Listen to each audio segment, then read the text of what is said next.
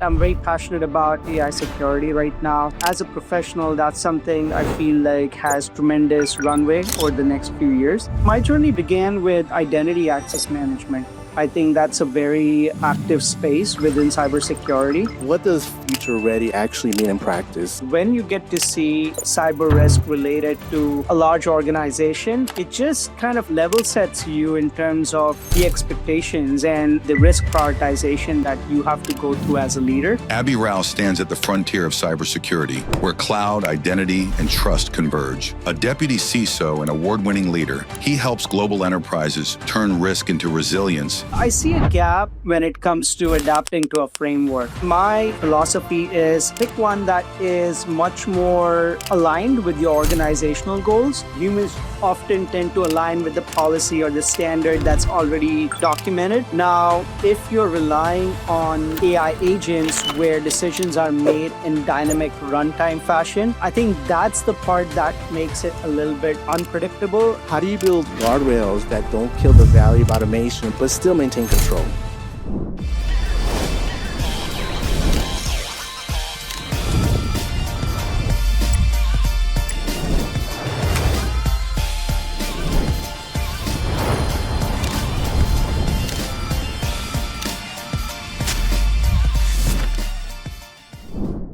Welcome to Automate or Die Trying. I'm your host, Will Ramos. Today I'm joined with Aby Rao, a senior cybersecurity leader with over 2 decades of experience shaping security programs across cloud security, identity and access management, governance, risk, compliance, and AI security. What draws me to Aby's work is where he's focused at right now, responsible AI governance, model risk management, and this is the one that's going to matter a lot in the next few years, the secure adoption of agentic AI systems. He's helping organizations figure out how to navigate generative AI with clarity, structure, and measurable impact. His leadership style blends technical depth with pragmatic communication, which if you've ever tried to get a board to understand AI risk, you know how rare that is. Aby, welcome to the show. Thank you. Thanks, Flo. Yeah. So for listeners who want to understand the scale, without getting specifics of about where you work, what does your world look like today? Yeah, it's a combination of leadership and technical know-how. So my day-to-day can vary quite a bit, and it involves a lot of communication upwards and downwards and sideways, if you will. So it's a mixed bag. I do tend to spend a lot of time on the technical side of things. Uh, on the personal front, I'm very passionate about AI security right now. So some of my projects at work are AI security oriented. It's still a little early days for what we are focused on right now, but as a professional, that's something I feel like has tremendous runway over the next few years. And I'm heads down, learning, absorbing as much knowledge as possible. Awesome. So 2 decades in security is a long time, right? So, and the landscape is completely transformed. So cloud, identity, AI, each wave has changed what security even means. So how did your journey into this space begin, and what pulled you towards security leadership?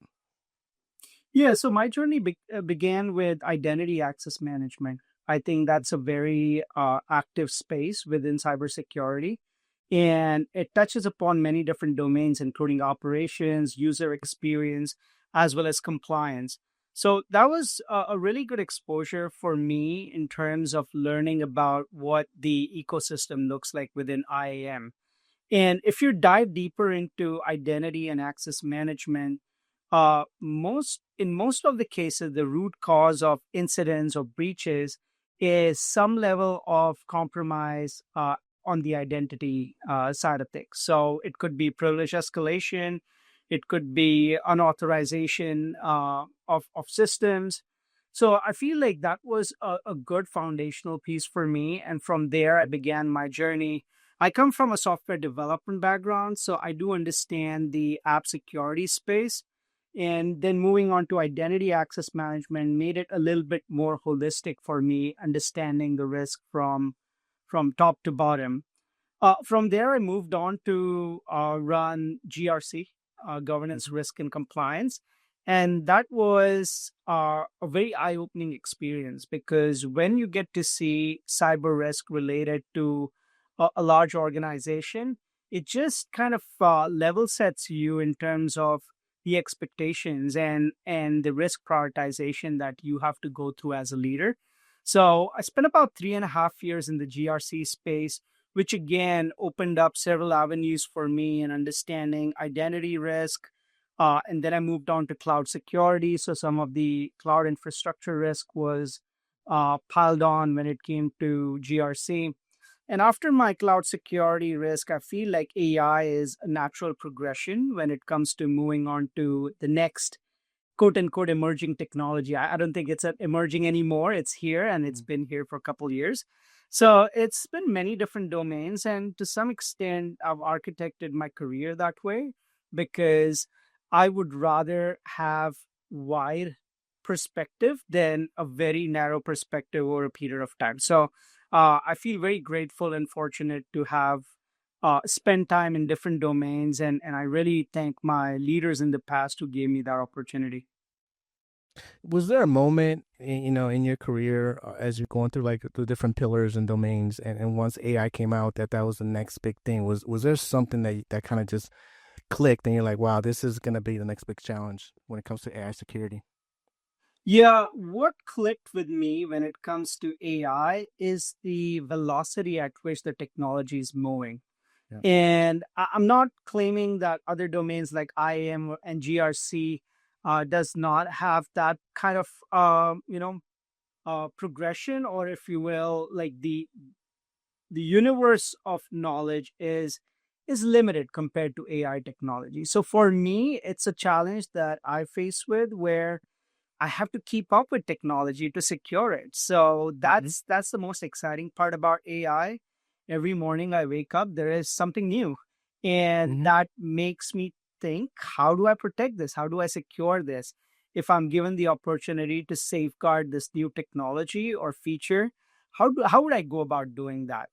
That keeps me on my toes. That enables me to learn every single day. And that is what is different about AI as opposed to some other technologies that I've dealt with in the past.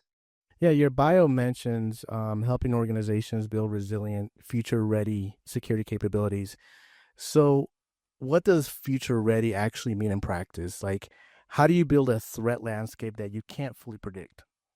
Yeah, the biggest backdrop for future ready is what your business is trying to accomplish. It's not just a mere usage of words here, but future ready often ties back to what your business value is being created by your larger organization. If your organization is not forward looking and they're not releasing products and services which are much more futuristic or engaging, there is no future ready security there, right? So it Right. goes hand in hand in terms of what's been built and delivered. And I feel very excited about those kinds of opportunities because now you are protecting something that is going to make a difference in future over the next several months rather than what we can deliver in the short run. So that's how I look at future ready. We often work, information security team often works with our business to understand what that roadmap looks like. Right now, we have several initiatives in place that we are very excited and thrilled about over the next year or so. But at the same time, there comes a responsibility to safeguard and secure those functionality that we plan to deliver. So that's pretty much how I look at future ready point of view. Okay. Was there a project or situation early in your career that like fundamentally changed or shaped how you think about risk? Something that still informs your decisions today? There were quite a few, and I'm trying to think of one specific project. And the project that I can think of is again privileged access management centric, where we were putting a system in place that would protect millions of records. And until I got a good sense of what we are trying to protect and what and who we are protecting this for, It didn't really make a lot of sense to me in terms of delivery. But the moment I look back at the business and what they are trying to deliver to millions of customers all over the world, it became real for me very quickly. It became very obvious in terms of what the responsibility we bear as cybersecurity professionals. So privileged access management was that particular turning point for me when we put in some industry recognized tooling within an organization that served customers from 29 different countries. So that was like a big turning point for me. And from that point on, I made it a point to understand the why behind what we do. How are we supporting customers? How are we supporting clients? How do we stay compliant with our responsibilities on the regulatory side? The moment you're able to connect back to business and what value they're trying to deliver, things become a lot more clear, and Mm-hmm. you have the direction that you need to move forward. Yes, absolutely. So now that you're focused on AI, responsible AI governance, and like model risk management, let's start with the fundamentals. Like when you walk into an organization that's deploying AI but hasn't thought about governance, what do you typically find and what's broken usually? Yeah, I've talked to a few leaders, a few peers of mine, and I feel like everyone's on their own journey when it comes to governance within the Absolutely. AI Yeah. space.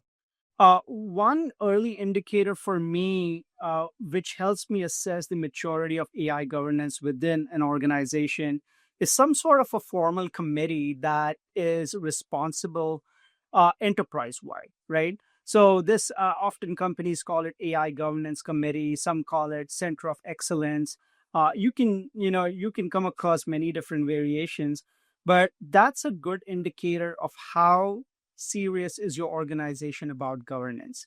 Without defining the ownership and accountability at an enterprise wide level, it's all theoretical, right? Mm-hmm. The moment you have a group of people who come together, have very clear agenda, there's a charter behind that, there are metrics that support what they do, now you're making it much more practical and pragmatic in terms of delivery. So the moment I see organizations having governance committee, it piques my interest in terms of what exactly are they doing and how are they being Right. effective and efficient. That's a good indicator for me. The other piece that a lot of committees are still trying to define is KRIs, KPIs, and KCIs, which is more of a compliance indicator. When I see that and I see definition behind that, it gives me much more assurance that they're operating at slightly higher level than just Mm-hmm. formation of that committee. So those are some of the things that I've come across talking to some of my peers, and the maturity varies from vertical to vertical. I see a lot of banking and finance have already created this setup within their ecosystem, whereas technology companies and retail are catching up. So that's the trend I've noticed out in the industry. Now, in those standards, right? I mean, you got like the OWASP top 10, you have the NIST AI RMF. When you're talking about these different frameworks that exist, operate, putting them into practice is a lot different than having them on paper, right? So, do you usually see a gap that usually shows up whenever you're kind of going through an assessment like this? Yeah, I see a gap, and more than a gap, I see difference of opinion when it comes to adapting to a framework. Some people like the Maestro framework. Some, really believe in NIST AI RMF. I don't know if I subscribe to anyone in particular, but my thought process and philosophy is pick one and follow through with it. Pick one that is much more aligned with your organizational goals.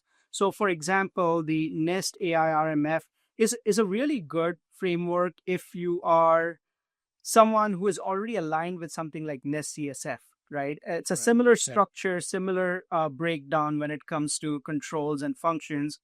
So, it doesn't really matter which you believe in, or what framework you want to bring into your organization. it's the next level of implementation that really tests your ability to put that in practice. And the way I look at implementation is, let's say you're looking at Nest AI RMF, there are these four functions that are at the highest level. And then you go deeper, and then there are like controls at the very bottom layer. You don't have to go down to the controls level day one, right? Start with the top four functions classification that they have, and then you can move down the list. I think I see a lot of companies fail is when they are trying to do everything day one, right? Let's put this in place and let's start monitoring. Yeah. That's a little bit of a premature move, if you will, from Yeah. these professionals. I feel like taking small bites and over a period of time rolling it out may be a much more pragmatic approach. Absolutely, absolutely. So let's talk about agentic AI, right? Autonomous systems that can take decisions, make decisions, interact with other systems. This feels like fundamentally different security challenge than traditional software. What makes securing agentic AI hard? I think there are again, it's a perspective thing, Will, because Mm-hmm. I don't know if it makes it hard. It just complicates things where we are within the life cycle of autonomous and agentic AI. I believe that the control implementation and continuous monitoring still remains true. It's just that on the technology side, there's so much that's been discovered and built as we speak that complicates, that muddies the water a little bit when it comes Yeah. to control management, right? I don't believe it's extremely complex or is 10x more challenging compared to what we do today. So, for example, privilege escalation, that challenge Yeah. remains true whether it's non-human identities or human identities, right? Very true. Um, Very true. Data encryption, that doesn't matter whether it's an agentic AI that's running the process or it's a human. So fundamentally, they are similar. What becomes complicated, it's its usage within the business ecosystem. How has this been worked on the business front? How much autonomy is added? How much of human in the loop is part of the process? I think Yeah. those are some of the answers that you need to arrive at very soon. That makes it slightly different, but from a control implementation perspective, it's very similar in most cases. Yeah, yeah. So you do you feel, in your opinion, that like traditional models hold up, or like the AI, identity access management model, does it hold up to an AI agent with permissions to act in your environment, as long as you have that fundamental model intact? In most cases, yes. Where Mhm. it deviates a little bit is the decision making that happens within the agentic AI. In the past, that decision making was driven by humans. So humans often tend to align with the policy or the standard that's already documented. Now, if you're relying on automated or AI agents where decisions are made in dynamic runtime fashion, I think that's the part that makes it a little bit unpredictable within the life cycle. But besides that, if you can derive different states or different decisions that agents will land on, it becomes a little bit more consumable from a security implementation perspective. I don't think that's challenging either, as long as you are, as a developer of this technology, you're very clear about the different states it can result in. And it's just a matter of having that in front of you when you are architecting your security controls. Yes, absolutely. So one of the advantages of agentic AI or AI in general is speed, right? Yeah. So it can operate at machine speed, which means mistakes or compromises can propagate fast. How do you build guardrails that don't kill the value of automation but still maintain control? I mean, what's your biggest concern about agentic AI adoption right now? Yeah, that's a really good question. And I was talking to someone who was trying to build agentic AI for the sales team. And I was kind of, pondering upon this point of yours, which is the velocity, the pace, the real time nature, the just in time nature of agents makes it complicated because let's take the human side of things. You have salespeople who generally work from 9 to 6 or 9 to 8, depending on what time zone you're in. uh, it's easier to put a boundary around when those sales systems are operated. Okay. 9 to 9, Mm-hmm. let's monitor that. We can all go to bed after that. But when it's just in time or real time, you need 24/7 monitoring, 365 days. Now, how do you enable that within the continuous monitoring aspect of, agentic AI? I think that's the part that we have to solve for. I don't have a silver bullet for that. But what we have to start thinking is the how do we define patterns and how do we define um, behavior by these agents which are considered as malicious. Once you can nail that down and you have these parameters in front of you and you understand the different types of decisions these agents are making, it becomes a lot more feasible for us to define the controls. It's just that it will take us as security professionals a lot more thinking and designing when these real-time systems are put in place. Absolutely, absolutely. So you've built cloud native security functions and help organizations through cloud transformation. What does a mature cloud security program actually look like? Not the checklist, but the reality. Yeah, I think the three different aspects when it comes to the cloud and any infrastructure for that matter. One is guarding the infrastructure and the workloads that sit within the infrastructure. The second is securing the workload. So, working with developers, making sure secure development lifecycle is actually utilized as part of the development process, and there's adequate touch points with the cybersecurity professionals. And the third piece is just protecting that infrastructure from external threats, Mm-hmm. whether it's attacks outside the organization or even insider threats. You have to keep an eye for that. So guarding, securing, and then thwarting these different threat vectors is going to be the challenge in the cloud. And it, we don't have a perimeter anymore. It's not, this is our network, this is what we need to guard. It's flying in from many different directions, whether it's API risks or tokenization within containers. It could be any of these things, and it's definitely a challenge. But with the right set of controls and monitoring, you have a better grip on some of these risks. Mm-hmm. And with the adoption of AI, right, or AI in general, how does cloud security change in your planning per se? Like, you're seeing new attack surfaces, new risk, or is it just an extension of what you've been dealing with from the start? Yeah, I think it's an extension of what's layered on top of cloud. So, Mm-hmm. if we go back a couple of years, crypto, blockchain were the workloads sitting on the cloud infrastructure. Now it's, AI, whether it's Gen AI, predictive AI, those are the workloads that sit on the cloud infrastructure. In a couple of years or maybe even a year, quantum cryptography may be, Yeah. on layered on top of cloud. So I think the way you look at it is at the end of the day, it's an infrastructure which you need to protect. Now, it comes in different flavors, whether it's crypto, quantum, or AI. It's just that you need to ensure that you understand the context within which it's operating and how is this processed within the business context. That's the other part that is important. For example, if all your customers are based out of the United States, then the context is centric to, security within the country.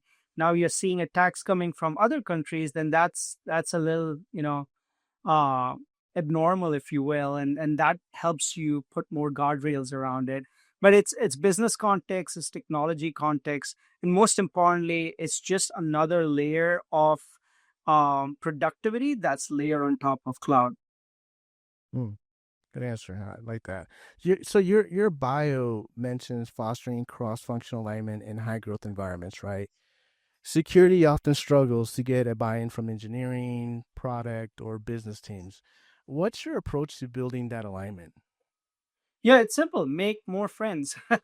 I do spend, and I've made it a conscious effort last couple years to build relationships outside my most immediate domain.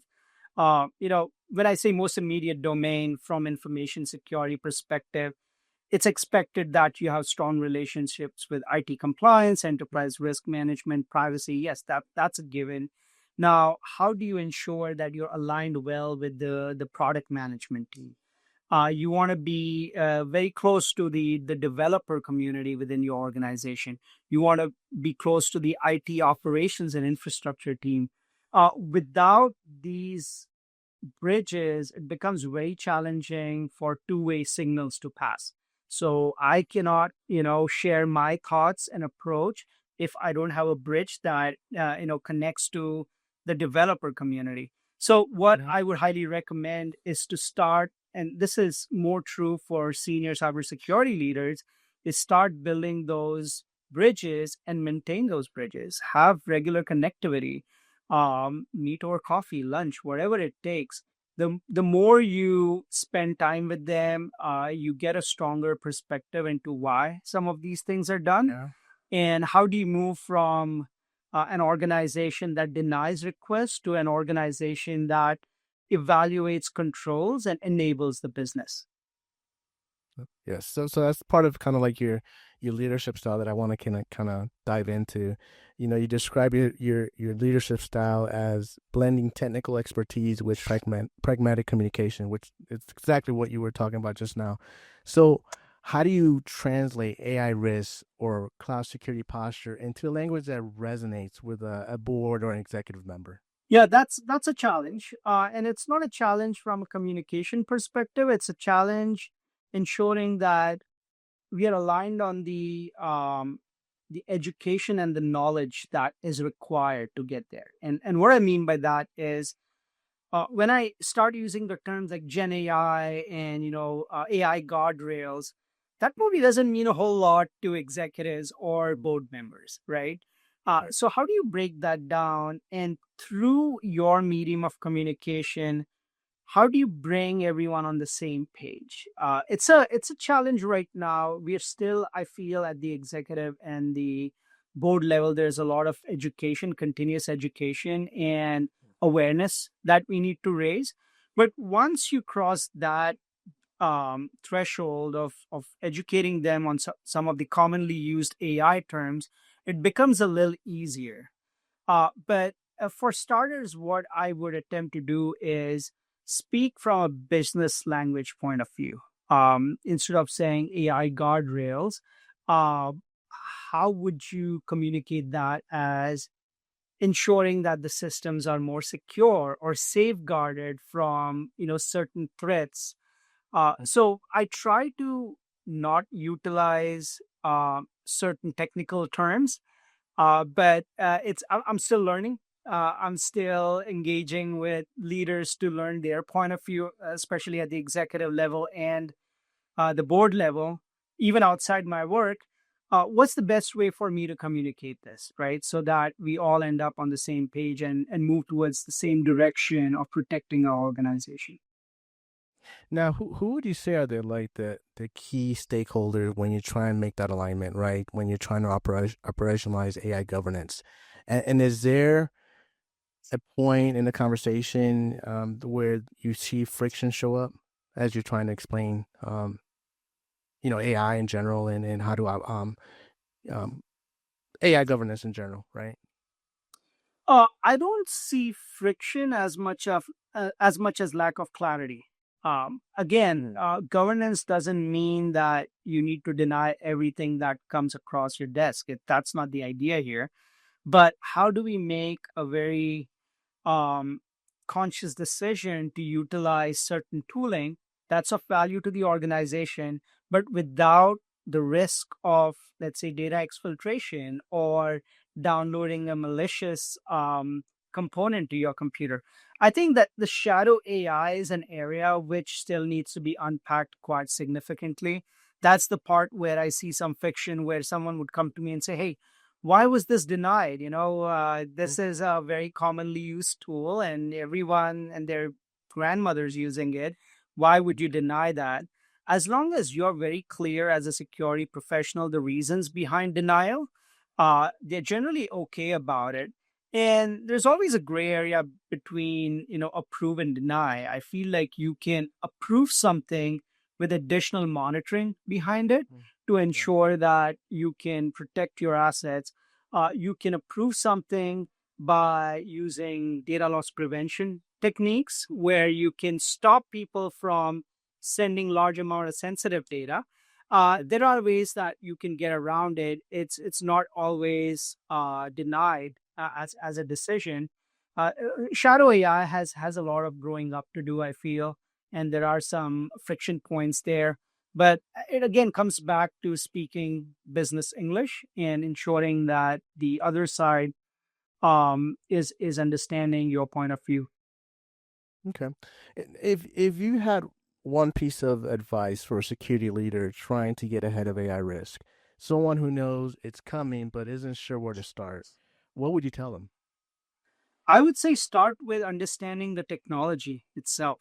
And I'm not saying you have to be an expert. You don't have to be a data scientist, but and this is true about crypto or quantum, without understanding the technology and the foundations of the technology, you cannot protect that technology. Hmm. I think that's key is to work backwards and ensure that you have a reasonable understanding of what the technology has to offer and how it is offering value to your business. Once you frame that and you feel pretty confident about it, security follows that mindset. It's just that when people start talking about prompt injection without understanding, how it could be utilized, you're working backwards. You got to Right. understand the different types of prompts, different types of controls that exist to do that. But it's just a matter of having the right approach to get to the outcome. What's the hardest problem you're working on right now? The thing that doesn't have a clean answer yet. I feel like autonomous agentic AI emergence is one area which I personally feel a little fuzzy. And I was so glad to see OAuth just released a Hmm. document which kind of unpacks the risk related to autonomous agents. I think that's one area which is going to pick up in 2026 to the extent that you'll see more production workloads. And that's when things get real, is when people start using it and, things don't go as expected. That's one area which I personally have been investing a lot of time in and learning more. Would you say that's the area that you're probably most excited about? I am very Yeah. excited about that. And looking further out, I'm very excited about, super intelligence and what that has to offer. And, before that, AGI is another area. I think there are some exciting milestones that are on the horizon, but my immediate focus would be autonomous, AI agents. So, Abe, where can people, follow your work, connect with you, or continue this conversation? Yeah, I'm fairly active on LinkedIn. I love having conversation and kind of recalibrating my thought process as well. So I encourage people to look me up on LinkedIn. My name is pretty straightforward, ABY, and my last name is Rao, RAO. So it's easy to type it in and look me up. But yeah, I love having these conversations and just kind of like, processing this as we communicate with each other. Abe, this was a great conversation. 2 decades of experience across cloud identity, GRC, and now AI security. There's a lot of hard-won wisdom in there for folks trying to navigate into space. I appreciate you sharing that with us.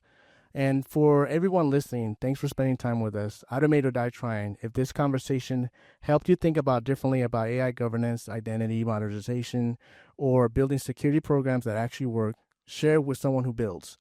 Follow us wherever you get your podcasts. And if there's a security or if you are a security or engineering leader who wants to have the conversation like this one, reach out. We're always looking for people doing the real work.